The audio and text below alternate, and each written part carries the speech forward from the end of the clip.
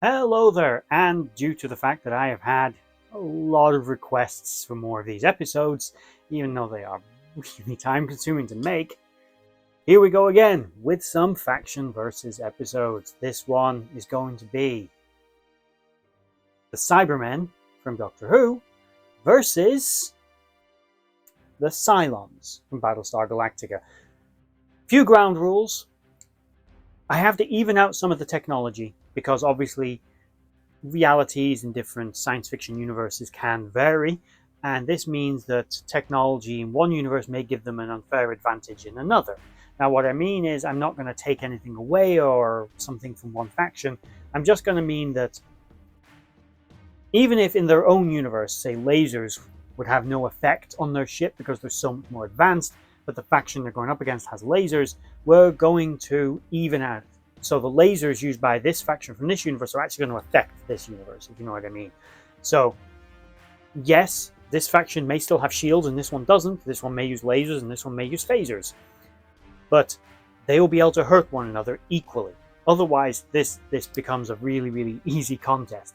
Otherwise, everything about the factions remains the same. Military disposition, size of their respective empires, resources, political structure, military structure, disposition of their forces, how many ships, how many soldiers, population density, whatever.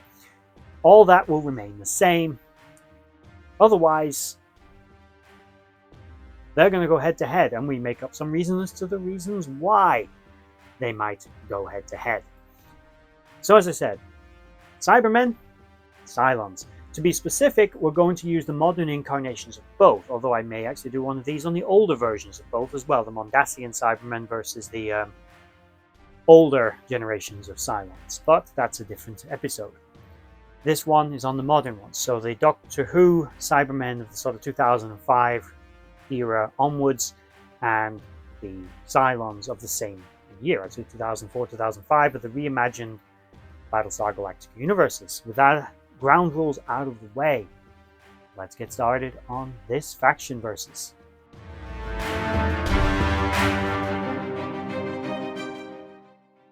So let's start with the disposition of the forces of the Cybermen. Doctor Who lore is convoluted, complex, and often contradictory. There are certain things, however, about respective factions or groups within the universes that are pretty consistent. In the case of these particular Cybermen, they originated in another universe. They were made by humans on Earth in that universe, not by the people of the planet Mondas, which was the sister world Earth in the Sol system long ago in this universe. So these Cybermen were made by humans. Initially, they could only convert humans, but later they would learn how to convert non-humans into Cybermen. Their goal was simple: upgrade the universe. If it couldn't be upgraded, it must be destroyed. Very simple goals, ultimately. They do this by basically, on the worst level, they will take your brain and your nervous system and they will put it into a cybernetic body, into a robot suit. On a more basic level, for more simple upgrades, they take your whole body and they integrate you into a cybersuit. But this is done a bit more like the Borg from Star Trek, where your body will still be riddled with implants and connections and stuff. They may sever limbs, they may replace organs where needed if necessary, depending on the individual or the type of Cybermen you're creating or the particular generation of Cybermen that are being engineered. Original Cybermen, they basically slice and dice you and take the bits they want. Later Cybermen seem to simply keep the whole body, but they basically integrate you, but the body isn't really needed. It's just a quicker way of doing it. But in certain species cases, such as Time Lords, when they are converted, losing the body would actually be a detriment to the cyberdizing process, so they actually keep the whole body for a reason, because it allows them to regenerate, which is a fantastic advantage for the Cyberlords. Cyber technology, however, does vary. Now, we're going to have to assume it may be the Cybermen at the height of their powers rather than the Cybermen on Earth, because the Cybermen on Earth had no spaceships and couldn't really leave Earth particularly. And they don't really innovate or change. They only kind of assimilate and absorb from others. It's only later that they begin to adapt and evolve independently. So we're going to have to assume it's the Cybermen of the later generations. Their technology again, is a little all over the place, but on a fundamental level, they have faster than light capability, some form of spatial warping as far as we can tell. They possess time travel capability, but it isn't properly controllable, so it's not really something they can use as a weapon because it's not targeted or specific enough. Their ship's basic abilities, other than going FTL, is they are armed with energy weapons, missile systems, they have shields, and some kind of stealth technology, although it's not as advanced as, say, a cloaking device, but it's something they can kind of shield their ships. The Cybermen themselves are, of course, cyberdized organic beings, enhanced with physical strength, durability, a hive mind, instantaneous sharing of information, high coordination. They are also extremely fast, durable, and each individual Cyberman is a lethal weapon. A single one of them, just one on a planet, was enough for the human empire to deem an entire planet to be destroyed, because a single Cyberman was considered such a grave threat to humanity and to the planet. It was considered lost, because once they're in, they're very hard to get out, because you think you've destroyed them all, but there's a few of them hiding somewhere, so they kind of just keep on going. As a result of this, as I said, the humans would simply blow up an entire planet, resulting in the destruction of an entire galaxy at the height of the war with the Cybermen. Bear in mind, by this point, they'd learned how to upgrade beings other than humans, allowing them to exponentially increase their numbers. Once you are a Cyberman, you're effectively immortal, however. They don't seem to age or ever deteriorate, so there's that, I suppose, as an upside. But as an individual, there's no real upside to you as a person. You are lost and replaced by the cybernetic entity that's just got a serial number. They are extremely powerful and efficient, however. Basically, when they have nothing to do, they go into a dormant phase. But because of their robotic nature, in addition to their organic nature gives them a certain degree of ingenuity and adaptability, and an ability to think creatively when they need to, although that is something the Cybermen do struggle a little bit with their emotional suppressant. But it also, the cybernetic side, the robotic side, gives them machine efficiency. So it gives them all intellectual enhancements, access to all the information the Cybermen have ever accumulated, all the information from all the individuals who have ever become a Cyberman, and again, it gives them that focus and efficiency. They don't need to eat, drink, sleep, rest if they don't want to. So they simply keep going. Their hierarchical structure is very simplistic. When one of their leaders is destroyed, another one is simply selected almost at random to replace it. And it gets an upgrade of information and it becomes the new leader, because no two Cybermen are really any different. They've all got they may have started off as a different organic being, but as a single entity, as a Cyberman, they have no differential between each other. So they just keep on going. They just keep on ticking. And that's the cyber way, I suppose. So as a result, the Empire is extremely brutal and powerful, and is, again, a grave threat to the survival of every galaxy that they enter, because they consider organic life, sentient and otherwise, simply existing to fuel their maniacal dream of upgrading the universe to what they consider to be a perfect entity themselves. They've even been known, as I said, to upgrade non-sentient beings, and they will use robotic servants in addition to their own number to augment their numbers as well. And as well as they're quite adept at the development of computer viruses, things like the cybermats and things like that, small robots that will assist them. They are an extremely adaptable and vicious opponent they don't hate other beings. They're not like the Daleks who maliciously want to destroy.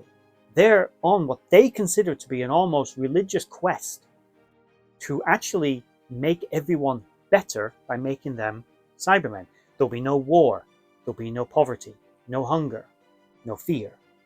They will remove it and upgrade you, make you like them. And that is the Cybermen in a nutshell. Their exact numbers are a little hard to quantify, but it's probably in the trillions at the height of their power. Next, we have the Cylons of the Cylon Empire. The Cylons, like the Cybermen, were created by man, and they were something of a flawed creation. They were designed to be sentient. Unlike the Cybermen, they were not just created as a medical solution to a problem, to prevent death and ward off physical deterioration, which is kind of what the Cybermen were created for. They were a means to give humanity immortality and to make them better. The Cylons were not created for that. They were created as servants and soldiers. The original Cylons were just robots, just pure android machines, but they were imbued with the consciousness of a 15-year-old girl who gave them not only a set of religious beliefs, but also a certain degree of rebellious nature, shall we say. Something indicative of the Cylons is they are definitely rebellious. Like they consider themselves the children of humanity. And like an angry teenager rebelling against their parents, they would turn on them. The only difference is these angry teenagers had an empire at their disposal. The first Cylons, when they rebelled, they eventually left and they went away. That's the short version. They eventually come back, and these are the Cylons that are going to be the ones fighting in this war.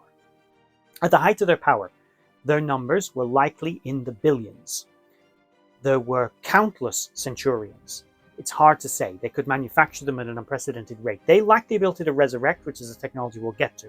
But the organic Cylons, and a few cybernetic Cylons that we did see here and there, which were a fusion of both pure mechanical and biomechanical technology, exist in either specialist units or in numbers elsewhere. There were a grand total of 12 models of Cylon. The so-called Final Five, who were effectively the leaders, but they're going to be discounted because the Cylons had kind of rebelled against their parent creator Cylons and put them to one side. But they had introduced into the Cylons more technology and knowledge that they didn't previously have, like the ability to create better organic units. With that information, 8 new models were created. The 7s were deleted for various reasons, mostly jealousy and internal struggle within the Cylons. The other remaining 7 models, of which had varying personalities and were created for different purposes. The ones were de facto leaders. They were strategists and they were very cunning and very ruthless. The 2s were more artistic in nature and allowed the Cylons a different point of view. The 3s were kind of a mixture of those two. They were again quite strategic. They made good infiltration units, and they were again very, very ruthless when they wanted to be.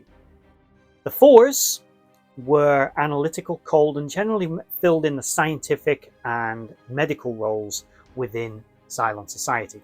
The 5s were bureaucratic and generally emotionally subdued, but they tended to fill the roles as, again, the sort of the background bureaucratic role within the Cylon Empire. The 6s, again, were a combat unit and relatively good at infiltration. They were also one of the ones that were notable for having the most wide range of individual personalities within all the Cylon models, who were generally all very similar to the others of their model number.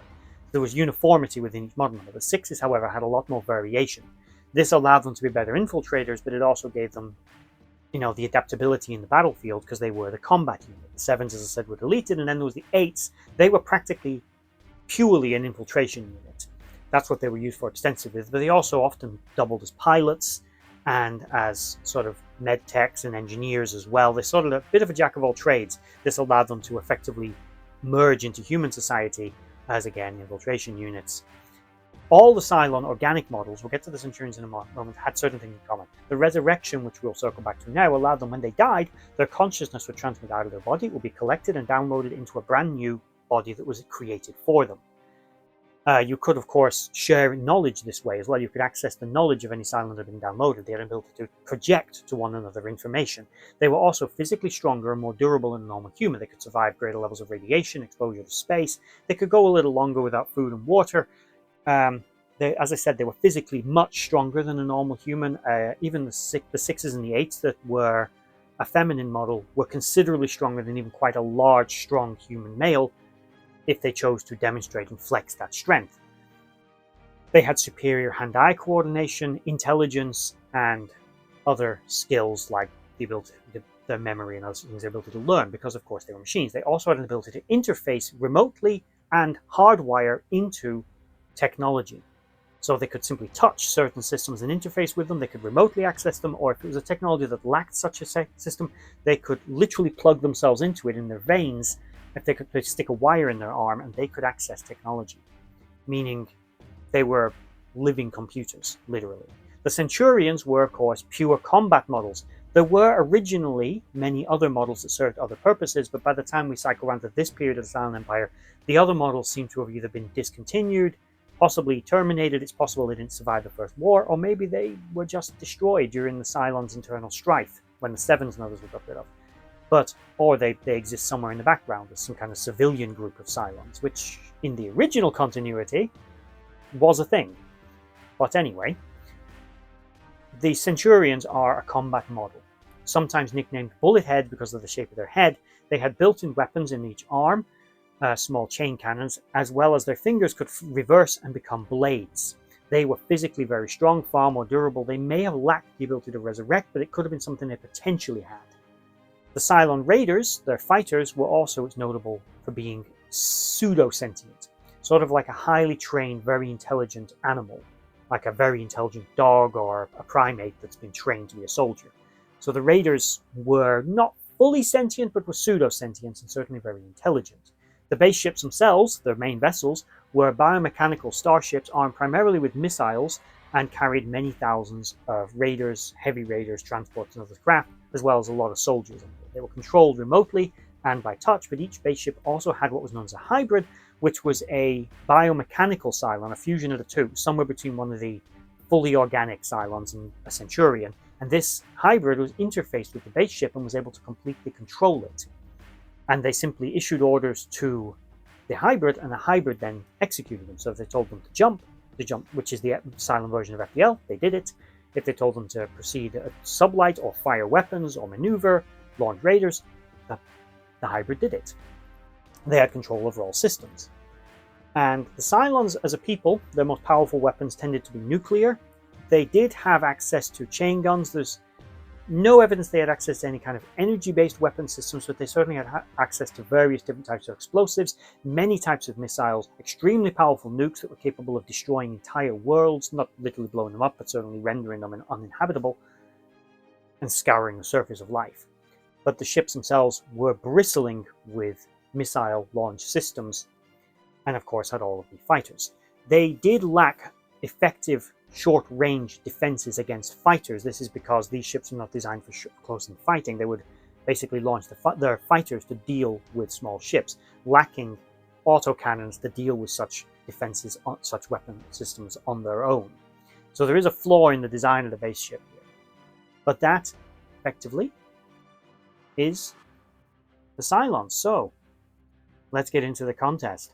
Who, out of these two powerful human-created empires, and also human, in the Cylon's case, definitely hating, maybe not in the Cybermen's case hating, certainly they wanted to absorb humanity, but hate is probably a strong word. Who, out of these titans of human ingenuity and folly, would win in an out-and-out war? Let's figure it out.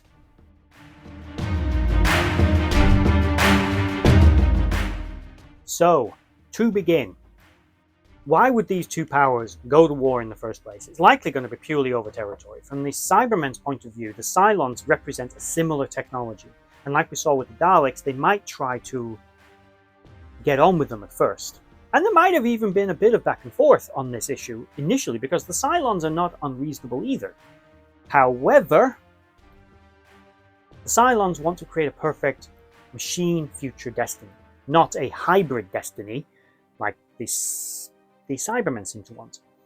The Cylons want to destroy humanity. The Cylons want to destroy humanity. The Cybermen, they wish to upgrade it. That's something that perhaps might have become a term of conflict. So we're going to see competing ideological views. They've got a different goal in mind. Their destinies are, although similar, are not compatible. They're inexorably different and potentially insurmountable. And in this case, definitely, because we want them to fight. So it's going to be over ideological purposes, each one wanting to destroy the other because their goals are incompatible, both politically, militarily, even religiously, from a Cylon point of view. The Cylons would likely see the Cybermen as some kind of abomination, some kind of unworthy version of themselves also created by humanity. Humans and all this are going to stay out of it. They're going to whoever wins this, we're not going to come out on. We're going to have a problem on our hands either way, so we'll leave it. So initially, they're going to start raiding. The Cylons would likely plan a preemptive strike, but my guess would be the Cybermen would be doing the same thing and anticipating such an attack. So both sides would likely launch a strategic attack. Both sides might blame the other. Who actually hits who first, it doesn't really matter. A cyber base is destroyed by the Cylons, a Cylon fleet maybe is destroyed by a cyber fleet, it doesn't matter. They happen around the same time, and they both go, well, you attacked us, but who attacked who first again doesn't matter. So the fighting begins. Initially, the Cybermen are able to move forces more rapidly because their FTL capabilities are actually vastly superior to those of the Cybermen in terms of sort of how many ships they can move quickly over a protracted period of space. So basically their FTL that we've seen, they can cross galaxies in literally about hours. So they're not really going to struggle moving ships around. However, they can't move ships in the blink of an eye. The Cylons are able to respond near instantaneously to every cyber attack. So the Cybermen have to take a brutal approach of trying to basically blow up any planet they encounter, but they quickly learn that that doesn't work with the Cylons because the Cylons are an almost entirely spaceborne civilization. They only have planetary bases to harvest resources to build ships, maintain, and field more of them. They don't actually operate much in the way of ground bases, and what they do operate tend to be very mobile and quickly able to be set up somewhere else. So the Cybermen are struggling to take them off on a resource level. So cutting them off from the resources the Cylons have to build wonders, plus every time they kill the Cylons, they resurrect.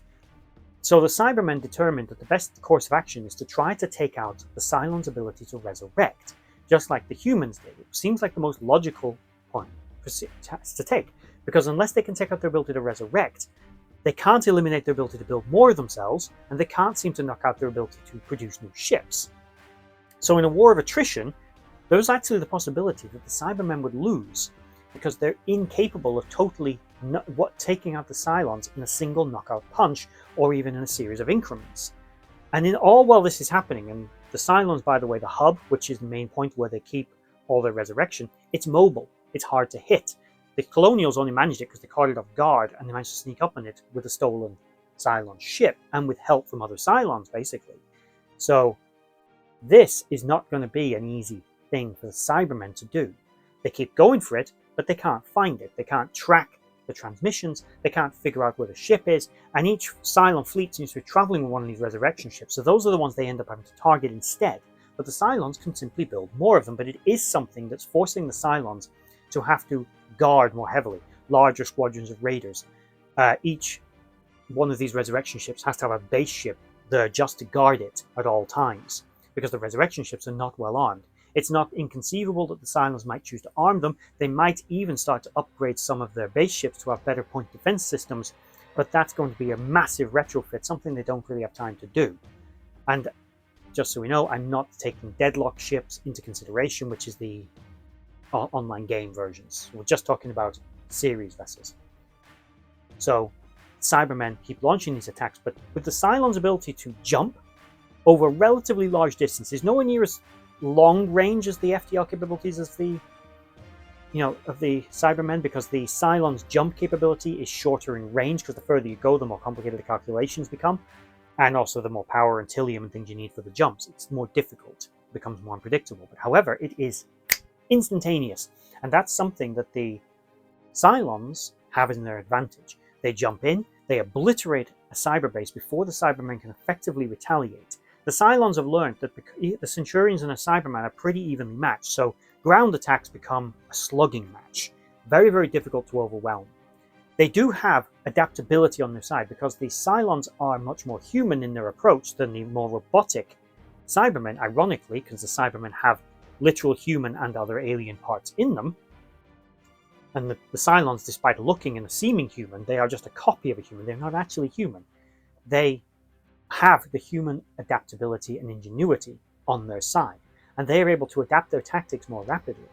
The Cybermen initially massively outnumber the Cylons, but this war is quickly turning into a stalemate. The Cybermen can launch more forces, and in a straight pitched battle they can usually field more, and that usually results in the Cylons losing that fight.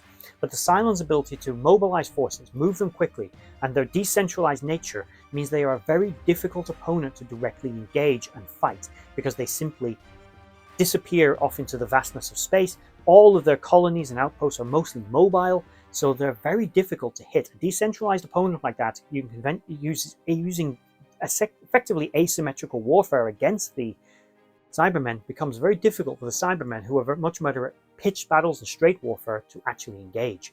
Meaning the Cybermen are taking losses at a rate of about 3 to 1. And although they are upgrading as many individuals as they can, and they can do that pretty rapidly, the Cylons hit any world the Cybermen go to, just like the Human Empire. There's a Cyberman on the planet, they go in, they jump into orbit, they nuke the hell out of it, and they leave. Yes, this isn't gaining them any friends, but they don't care about that. So the war simply continues, and after maybe 2 years of war, they are deadlocked, pun intended. And what now? Both sides seem to be incapable of completely knocking out the other. They are both immovable. The Cybermen can upgrade very rapidly and produce more of themselves. The Cylons can also produce more of themselves quickly, but also are difficult to kill. The Raiders resurrect, the Cylons resurrect. Let's assume the Centurions are not doing, but the Centurions can still be manufactured in very large numbers very easily. So both sides are finding it difficult. However, the Cybermen are starting to turn the tide by this point. By knocking out resurrection ships, destabilizing the Cylons' ability to supply their forces, and forcing them to constantly relocate bases from planet to planet to harvest resources, because every time they try and stay anywhere too long, they are hit, and they're hit hard, by very fast, mobile cyber ships. This war of attrition is weakening the Cylons. Yes, it's weakening the Cybermen as well, but the Cylons are the ones who are starting to show cracks. And they're having fewer and fewer forces to effectively guard their resurrection ships, which is getting the Cybermen inching closer to finding the hub. And eventually, they will locate it. And, of course, that's exactly what they do. They manage to locate the hub. And although it is a major battle, and there have been a few attempts on this already, all of which have been successful, but slowly the grind is working. They disable its jump capability, its FTL drive. The hub is destroyed. Without it, the Cybermen, without the original Final Five, cannot rebuild that technology. Not quickly, anyway. It's going to take them a while, if they can ever do it. And at wartime, probably never. Suddenly, now, still outnumbered by the Cybermen, despite inflicting massive losses on them, the Cylons only numbered in the billions, whereas the Cybermen numbered in the trillions. Billions of Cylons, trillions of Cybermen. A numbers game, the Cylons ain't winning it. And they are more and more struggling every day. And slowly, in this war of attrition, I think the Cybermen are going to come out on top. They're going to break the Cylons. They're going to defeat them. So I'm declaring a cyber victory. What do you guys think? Where do you land on this? Because, of course, these are two very powerful titans of science fiction. And this battle could go either way, in my opinion. I'm landing on the Cybermen because I think the numbers gives them the advantage. Yes, I think that in a pitched battle, the Cybermen will have the advantage, not only because of numbers, but because of sheer just brutality of them. But the Cylons are also equally brutal, but they don't have the numbers. The Cylons, I think, will be more likely to jump away from a battle when it's not going their way, whereas the Cybermen don't care nothing about individual lives. Even though the Cylons can resurrect, we know it's painful, and they don't necessarily want to keep doing it. Plus, the ships are difficult to replace, and they have to keep making the Centurions. And if the Cybermen are whittling away their resources, it's going to become increasingly difficult for them to stay in a fight where they keep losing such large numbers of forces. I also believe that the Cybermen will start this war with hundreds of thousands, if not millions of ships, whereas the Cylons will start this war with merely thousands of ships. And yes, they may ramp up production, but their main strength is going to be their ability to escape and evade. And that kind of war will only work for so long against an enemy so determined to destroy them. I think that every time the Cylons go to ground, the Cybermen will start a policy of, well, we'll leave them no ground to go to. Quote the villain from Serenity. They will destroy every outpost they find. They will destroy any planet they think the Cylons may go to. They will eliminate their ability to keep jumping away, and they will keep chipping away at their forces as much as possible, because they'll limit the number of places they can go, force them into pitched battles, which is where the Cybermen will actually be kings. They will succeed. And eventually, I think it'll go their way. I think they will eventually grind an enemy like that down. Yes, the Cylons might churn out a few clever, inventive technologies to sort of mess with cyber ships. We know the Cybermen are equally good at, you know, viruses and other such things. I don't think network computers aboard cyber ships is going to be as big of an issue for the Cybermen as it was for the Colonials. It certainly is something that they initially might find difficult, but without a good working knowledge of cyber technology, I think that'll be something the Cylons would struggle to actually implement on a wide scale. We also know that cyber ships are built for individual warfare, whereas Cylon vessels are built for long-distance strategic warfare. We saw that their ships were no match for battle stars, and I'd say a battle star is going to be equal easily to a cyber warship, probably stronger than it. But anyway, what do you guys think? Who would you put as the winner in this contest? Let me know in the comment section down below. And that's the end of this video. I know it's a long one. I hope you stuck with it, and I hope you enjoyed this little bit of science fiction fun.